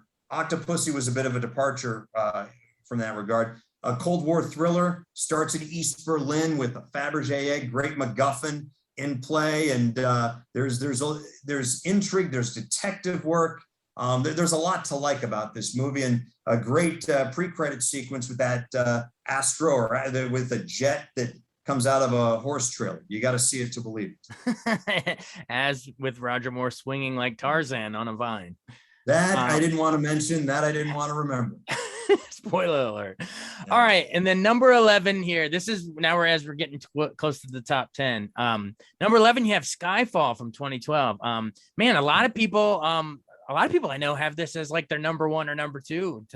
For me, man, I might even have it in my top 3 or top 5, maybe. I thought it was so well done. Why do you think it sort of slid down your list a little bit? I mean, you acknowledge it's one of the great. I mean, when the previous list you had it in your top 10. Yeah. What is it about you that you say it's a great Bond flick, but what is it about Skyfall that sort of slides just out of the cream of the crop for you? I think it kind of suffers because it becomes part of when Spectre kind of said everything is connected. It kind of suffered because of that. I also like No Time to Die a little bit more. And it doesn't, Skyfall, in my opinion, doesn't rate, with the other elites. For instance, the Bond girl is kind of M, I guess. There's no traditional, there's the young girl that he meets, midway through the film or whatever, and then, spoiler alert, she dies. So there aren't, the thing with the Bond series is that you want them to be, kind of, innovative and new, but you also want a lot of the same things. And one of the fixed things for years was Bond has, there's Bond, there's a Bond villain, and there's a Bond girl, and there's allies and other people who help out and do stuff in that varies from film to film. But one of the biggest constants was Bond has a romance that develops during the film in some way, shape, or form, whether it's a Russian agent, whether it's the lead henchwoman for Goldfinger, whether it's the mistress of Largo, whether it's this depressed woman who wants to kill herself at the beginning of On Her Majesty's Secret Service. The lack of that kind of robs this movie of a lot of what one enjoys when one wants to go see a James Bond movie. Interesting take. Respect your opinion. But I would still personally have it higher on my list just because of we've everything else we talked about in the other list. Javier Bardem was one of your best Bond villains. I think you had him in the top 3. We have Adele's song Skyfall. That's very high on my list too. And then Judi Dench as M, and so like I guess maybe it's what is it? Some of the parts equal the whole or whatever. Maybe that's the conversation we're having. But I would have Skyfall higher because I think Sam Mendes is a great director. American Beauty and Jarhead and Road to Perdition and 1917. All those. I really dug Skyfall, but fair enough, sir. I want to see. I dug it too. I mean, the thing is, we're to the point where we're past the dogs. We're past the movies that it's like, if it's on, I'm like, oh, well, do I want to watch it? This is one that if it's on or if I'm able to see it, yes, I'm definitely going to do so. I think movies maybe 6 to 12, because did I have Skyfall 12 or 11? Skyfall, you had Octopussy 12, Skyfall 11. Skyfall 11, okay. I would say maybe from 6 to 12, you've got, okay, you could, it's a little more fluid, so to speak. Pretty interchangeable in your mind. Yeah. All right, well, let's see what's in your top 10, because you gave a teaser that the new one, No Time to Die, is in the top 10, ladies and gentlemen. Yes, you made it this far, hour and a half into this podcast. You can wait and see where it is. All right, so number 10, though, before that, is Thunderball, 1965. To this day, when you adjust for inflation, still the top grossing Bond movie ever. I guess you could argue whether that is a function of how awesome Goldfinger was right before it. A lot of times these sequels, a lot of their box office is based on the reputation of the previous film. But Thunderball itself, also a very, very good Bond movie. This is a movie that you're like, oh yeah, I forgot about that, because there are a lot of great elements in there. I would not say that there's a lot of B pluses in this movie, meaning that Adolfo Celli plays a very good villain as Largo, but he's not Goldfinger. Claudine Auger is fantastic as Domino, but she's not Diana Rigg. You've got the plot where stealing nuclear warheads, very well executed, but it's not blowing up Fort Knox. You've got Rick Van Nutter as Felix Leiter, but he's not Jeffrey Wright. So you've got a lot of very good elements in this. The gadgets, he has this 4-minute breather that he basically is able to survive on, and it was so popular in the movie that I think some nation asked the Bond people, how do you do that? How does that work? And they're like, yeah, it really doesn't work. We just made up the whole thing. No, you don't have four minutes of, basically it's, no, we don't have 4 minutes of oxygen in this little pen. But so there are a lot of there are a lot of very cool elements in this one. And what I like about Thunderball, what makes it a top 10 film, it's easily rewatchable. Skyfall isn't as rewatchable for me at this point in time, probably because M dies, probably because Bardem takes out the teeth thing that's kind of out there. But Thunderball is easy to rewatch, easy to enjoy. And Fiona Volpe, played by Luciana Paluzzi, steals the film. She is the ultimate villainess henchwoman, minor villain. That was 55 plus years ago. We still haven't seen the equal of her. Wow. Yeah, it is. When you think of a blockbuster Bond, you think of Thunderball. And for the long shout out to my buddy Ben Kaufman, also a Bond aficionado. This was always his favorite movie. So I've always held it in high regard in terms of Bond. All right. So for number 9, here we go. No Time to Die, ladies and gentlemen, from 2021. It comes out this weekend. Dave Preston has seen it early, and I want to hear what you think about it. You liked it good enough to put it above Skyfall, above a lot of the other ones, and you have it numbered all the way as your number 9 best Bond movie of all time. That's high praise, sir. Well, I think it really works as a completion to the Daniel Craig era, and it has a bang-up pre-credit sequence. My quibble with this movie is that I think with a lot of the Craig films, it is a little too long. But if you're going to cut anything out, you're going to lose some valuable stories. So it's the fantastic from Rami Malek. I wish they introduced him earlier in the film. I think it was Ana de Armas from Knives Out is in this one as an agent. We could have used more of her in this film, but it's a fantastic story. And Daniel Craig really takes, he leaves you no doubt by the end of this movie that he is Bond and this is his role. And this has been his journey from Casino Royale when he shows up in the Czech Republic and gets his second kill to this movie where he may have to save the world one more time. And right now, this is 009 on my list of films. 009. Nice. And of course, as we mentioned before, Billie Eilish does a really solid job on the theme here. It'll get stuck in your head. So I want to know, without giving away the ending, because people are going to watch it this weekend. But it is a major, how do we say, swan song for Daniel Craig's Bond. Do you think the fact that he's bowing out after this, everyone knows this was his last one. Right. Do you think the way they leave the character and the way that, Craig is now gone, do you think this opens the door for, how do you see it being recast going forward? I think I would rather they not reboot the series, because as with Spider-Man, and Batman, it's nice. I don't know what it is with the 21st century where we have so many movies that are origin stories. And while it's cute, it's just nice to enjoy James Bond adventures in medias res. If that's the correct term?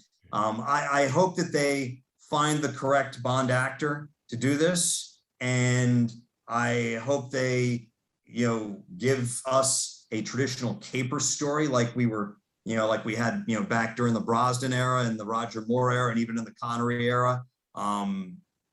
Who knows where they go from this, but the way that this one is written, the way that the 5 movies are constructed, there's no question that Daniel Craig is the Bond of the 21st century. He has a definitive story arc, and you move on. It's whereas, as I said previously, you could easily say that, Brosnan and Dalton are playing the same guy, or Moore and Lazenby and Connery are all the same guy with the same adventures. They just look different, because they're played by different actors. The next Bond will be a different type of Bond. Now, along those lines, they've been talking about making Bond a woman. I would be all for, there's a new 007, a new female agent, Nomi in this one.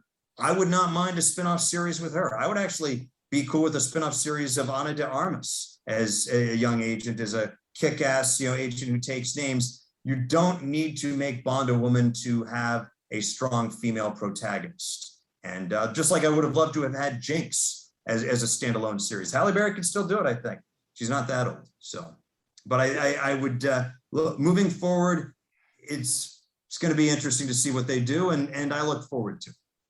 Yeah, it kind of ties into our conversation we mentioned earlier about how, of all franchises, it's the one that, it was danger of being seen by some as like a dinosaur in the post Me Too era. And that, like you're saying, maybe the way, Craig's arc is officially complete now. And so maybe, this is the wipe the slate clean moment to do a female Bond, like you said, or an Idris Elba, a person of color, and maybe have, like, even if it's like 008 or a different 00 something, but who knows what they're going to do, or maybe they'll stick to traditional. But route. The thing is, what makes James Bond 007 work in that manner is that even though Daniel Craig was a different Bond, so to speak, than Connery, still has his martini shaken, not stirred. Right. He still has. They still have a lot of the similar character traits. Yep. So again, we don't want to lose all of those callbacks. Yeah. Yeah.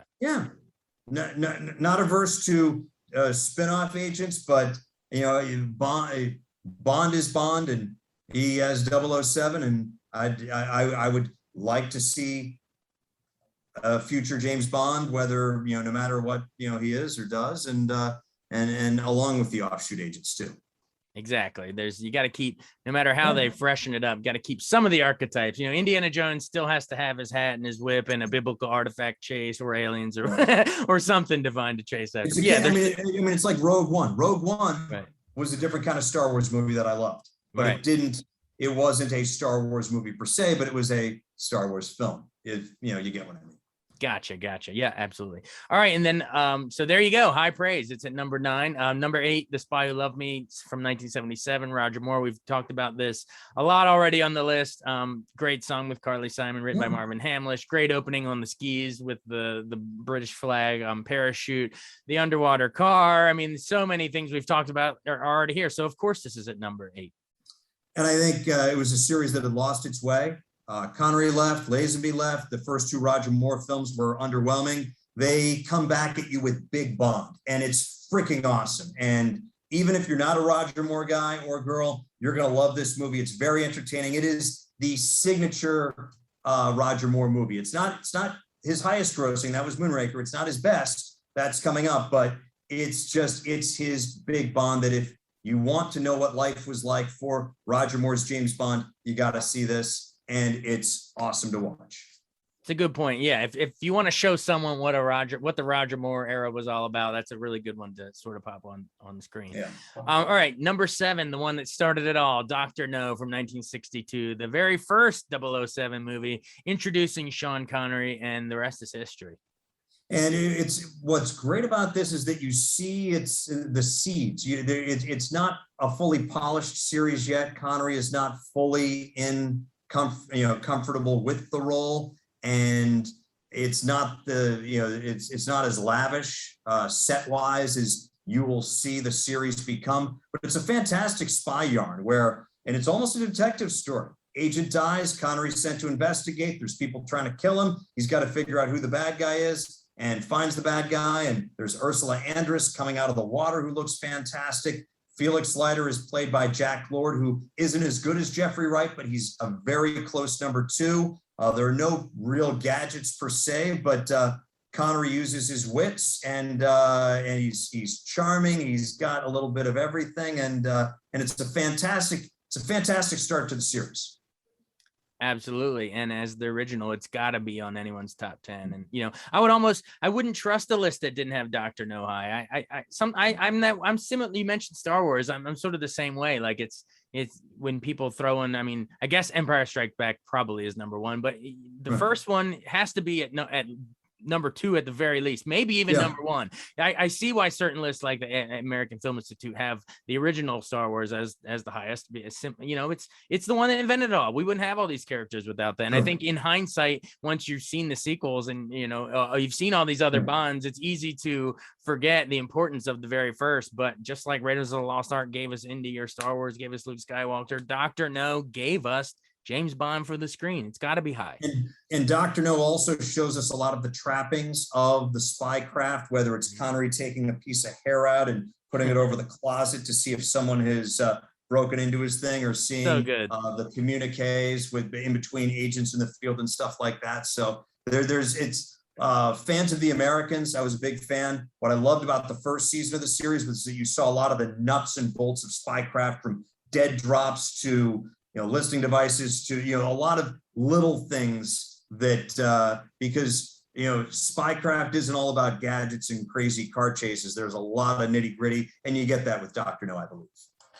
All right. Absolutely. All right. We're nearing the top 5. Number 6, we have Tomorrow Never Dies, 1997, Pierce Brosnan. So GoldenEye obviously, gave a resurgence here, kept it on the map, but, brought it back powerful. I still remember my twin bro and I renting Tomorrow Never Dies, I guess on cable HBO in the semi-early days, and it made an impression. Tomorrow Never Dies. Why do we have it at 6? I like a lot of the elements of the story. I like the fact that Bond, it's not just a Bond girl, but the Asian agent is someone that he relies on and who saves his bacon. And so you've got that. I also like the motorcycle chase where they're handcuffed and they're doing that whole thing. I think it was inspired by a Very Bad Chips episode or something along those lines. I like the fact that Bond's past comes back to haunt him. Terry Hatcher plays a former paramour who winds up being killed by the villain. There's a lot to like in this film. The song is great too, by Sheryl Crow. That's why this hits number 6 for me. Definitely, and that big helicopter finale. Yes.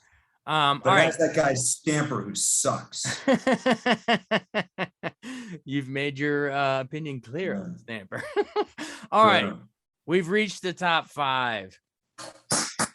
For Your Eyes Only, 1981. Why do you have this up here? This is one of the essentials.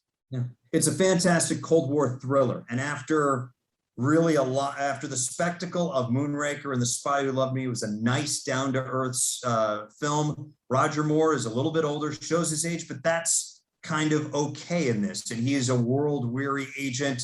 They're looking for this ATAC that national security is involved. There's no super duper car chase. He's driving around in some Mini. Naturally, there's a ski chase scene because you got to have that in some of these Bond films. There's underwater stuff as well. Carol Bouquet plays Melina Havelock, who is the Bond girl. She's bent on revenge. There's just a lot to enjoy about this, and it has a great Cold War feel to it up until the end when he throws the ATAC off the cliff. Spoiler alert. That's détente, comrades. You don't have it. I don't have it. I don't have it. Yeah, it's a great line. I was hoping you'd quote that line. That's the one thing that comes to mind from that. Cool. Forging ahead, number 4, film we've referenced in high praise earlier in this conversation, On Her Majesty's Secret Service, 1969. The sole entry from Mr. George Lazenby, but a very, very memorable one. Fantastic film that I think there are those who say that OHMSS would have been the best movie had Connery been in it. I make the point that if they had made the movie with Connery, they would have tried to make it a big Bond and focus less on the story. What I feel makes this such a good movie, Jason, is that it's so close to the story and it feels so real. And I think that a Bond grieving over, okay, spoiler alert, a Bond grieving over his dead wife, Connery doesn't feel like a griever, so to speak. Right. George Lazenby is much better in that role. Bond captured and trying to escape and being hunted down by Spectre agents down a hill. Connery, I think, would just pretty much kick everybody's ass in Spectre and and blow it up and then leave. Lazenby, he's very realistic as a Bond on the run, as a Bond who is fearing for his life. And it's a fantastic story, fantastic elements. They really do the novel, the source material justice. And my biggest bummer is I wish we would have had a world where he comes back and does Diamonds Are Forever, and it's a semi-revenge plot, or there are revenge elements in it. It's not a direct sequel, but he's depressed because he lost his wife, and he's got another case, and he finds out that Blofeld's involved, and he does battle again with Telly Savalas. So much to like, from Diana Rigg to Telly Savalas, and George Lazenby, whom I have met. Picture, do we have that picture up? Can we show that?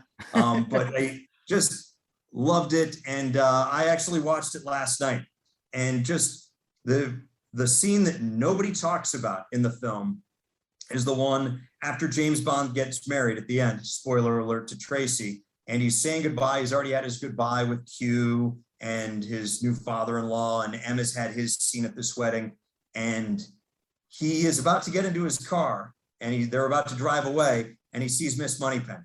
And the flirting history between Connery and Moneypenny, and then Lazenby in this movie has had a certain element to it.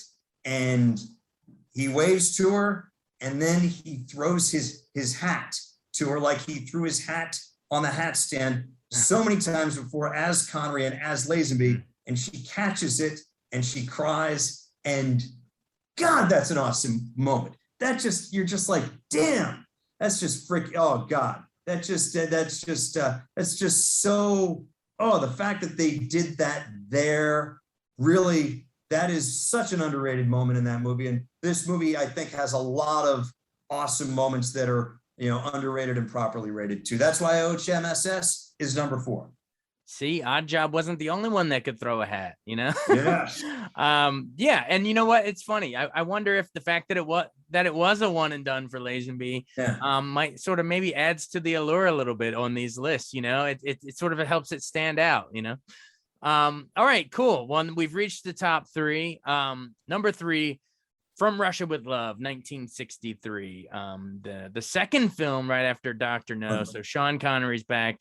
And man, if you haven't seen this, please put it on. I feel like maybe there's some young folks that, they go back and they watch Goldfinger and they're like, okay, I've done my due diligence. I know what Bond's all about. No, you got to go back. And yeah, Goldfinger is the best, cream of the crop. But I mean, come on, you got to go back and watch From Russia with Love. It is right. I think it's right up there neck and neck with Goldfinger as some of the best stuff that the series ever did.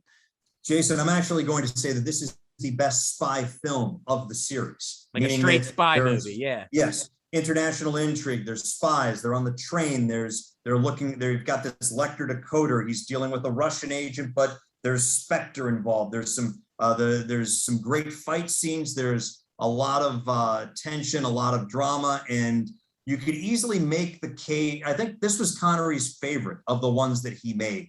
I think he said that he had the most fun while making Thunderball. He was in Nassau for like 3 months or whatever, but this was his favorite of the films as far as story. And this is the one that, while Dr. No gave the series a nice springboard, this is the one that really cemented the series as a keeper, because Russia could have, not been well done. It was very well done. great ensemble acting. Pedro Armendáriz as his man, Karim Bey. Tatiana Romanova is played by Daniela Bianchi, who's fantastic.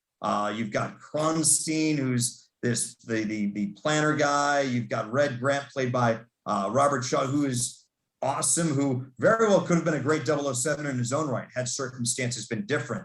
And he's so good. And it's fun watching him exactly a year before The Sting, and like 12 years before Jaws as Quint. But man, he's so great. Good. He's so good here. Great. He's great. He's menacing. And Connery is much more assured than he is in Dr. No, and he's not as jaded as he might be in Thunderball.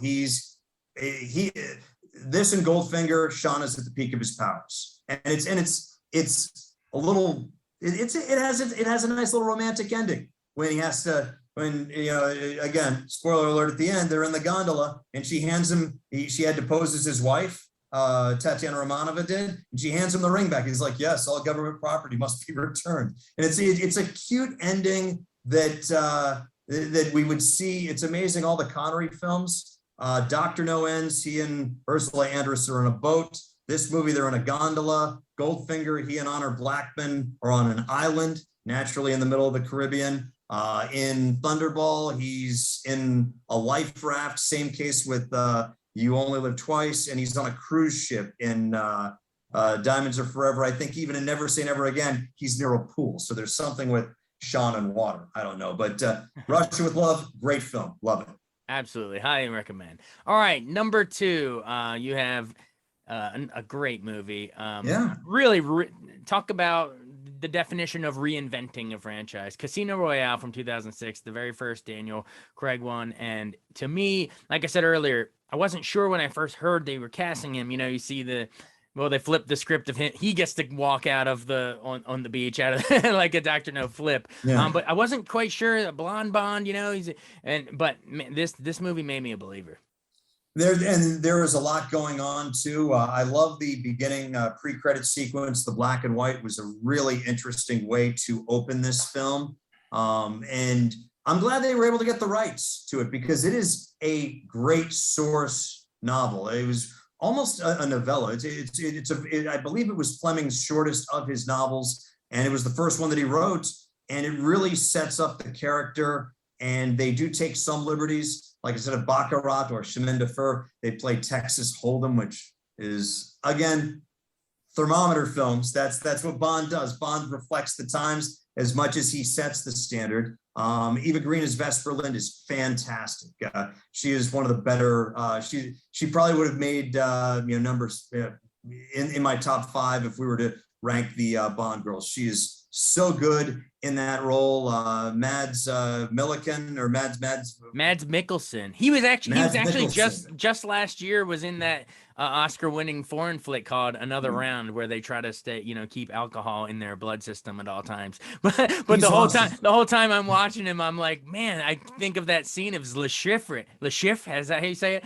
And where he's got Daniel Craig strapped to the chair, and it's chilling. Hey, there are a ton. I mean, the Daniel Craig Bond was tortured a lot. I mean, it's just like, it's like, how is he still standing at the end of 4 films, let alone 5? So, but it was, they rebooted the series, and and a lot of reboots miss, but this one did it flawlessly, in my opinion. And really, I think we've talked about the important films, Dr. No obviously being the first, Spy really helping the series regain its steam. GoldenEye, in effect, proving that 007 could, work in the 90s post-Cold War. This is another very important film because if Daniel Craig sucks, if this movie doesn't hit the right notes and people don't dig it, we don't get the last 4. Exactly. It is. And we don't know that everything's interconnected at this time too. So we're like, hey, it's a cool Bond film. Oh yeah, absolutely. It really is. It is the definition of reinvention and doing a really good origin story. We kind of got lucky because Christopher Nolan did Batman Begins. It might have been that same year, somewhere right Yeah, around that same time. I think so. Finding a way to do origin stories and reboot series that people thought had been done to death, and really reinvented them for the 21st century. So yes, Casino Royale, great flick. I remember it being a little long, but I did not like in a bad way. I remember like there was enough story there by the time he had dealt with, Mads Mikkelsen's villain, and you still had to wrap up a lot of stuff with Vesper and a lot of the heartache that he carried on even to this day. So I mean, I thought there was a lot of great stuff in Casino Royale. All right, that brings us to number one. After our 2-hour conversation, we've arrived at the place you knew we would. Goldfinger, 1964. It is, if you had to pick one Bond movie to, show anyone, let's say to put in a time capsule for, Right. future generations. If aliens were going to come down and need one example of saying, what is this James Bond? It's Goldfinger, right? Oh, hands down. And it captures Connery at the peak of his powers. It's got a great story, great song, great gadgets, great adversaries. There are a few missteps. The guy who plays Felix Leiter isn't the best of the series. There's that toweling romper play suit that Connery wears early in the movie. But you said it perfectly. I think while Russia may have been the best Bond film that Connery made, this is easily the best Bond movie that he made. And this is easily the best movie. It's entertaining on so many levels. And there are so many, it took Bond to the next level in such a way that the producers for years found themselves trying to equal it, where you had the larger than life villain, the silent henchman who's very deadly, the female character with a name that might not be completely appropriate in 2021 in mixed company, the gadgets, the ridiculous plan, and then the sting where it looks like Bond is, has foiled the villains and this, that, the other thing, and then there's something else that catches him, whether it's, what have you. But awesome film, and again, easily rewatchable too. Just so awesome. Oh yeah, from Odd Job to the theme song to the villain to the best villain line. Am I mistaken? Isn't it the first time he said "shaken not stirred"? It might have been in this movie. I don't know if he says it before this movie. We'd have to go back and check. Right. But I mean, it's so iconic, and to me, it's one of those that if you see it on cable or whatever, it just sucks you in right from the beginning, because it's got that great opening action sequence where he's going underwater with the little tube sticking up, pretending he's swimming with the ducks or whatever. Then you get the big line in the back, shocking, positively shocking. Boom! Here comes the theme song with the gold graphics, and then we're off to the races. Like it is the quintessential Bond in so many ways. So, and it's fun too. I think the best Bond movies are fun, and even though there is some seriousness to it, On Her Majesty's Secret Service, there's tragedy and this, that, the other thing, but it's a fun movie. Goldfinger is fun from beginning to end. From the very beginning, as you mentioned, when you see that duck or whatever that is, and all of a sudden he pops up, to at the end when he's got the parachute and he's got Miss Galore, and he's like, "This is no time to be rescued," and he pulls the parachute over them, and it's just boom, and it ends, and it's just so freaking, and it's such a cool movie, and it really is again, you're spot on. Aliens show up outside of the obvious questions. We'd be like, hey, here's a James Bond movie to watch. Exactly, that's the one.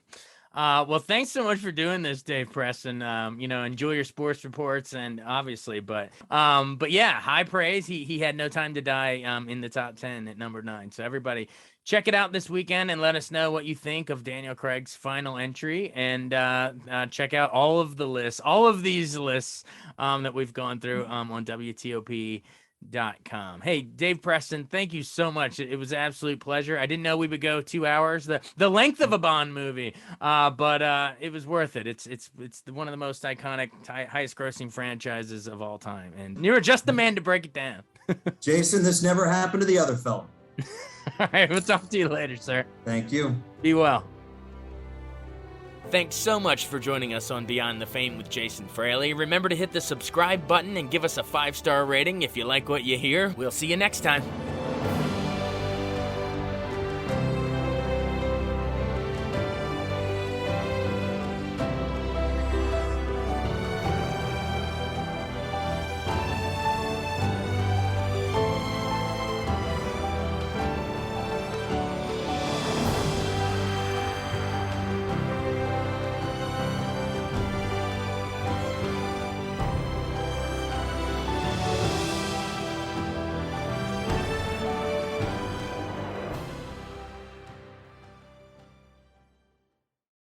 I wanted to take a second to tell you about an app I really enjoy. Living in the DC area is great, and Podcast DC gathers all of the local shows that I like all in one local app. Health, sports, local news, politics, and so much more. Podcast DC is the new local app with hundreds of DC area podcasts to choose from. I can earn exciting rewards just for listening and share the podcasts I love instantly. Available in the App Store or in Google Play, listen local with Podcast DC.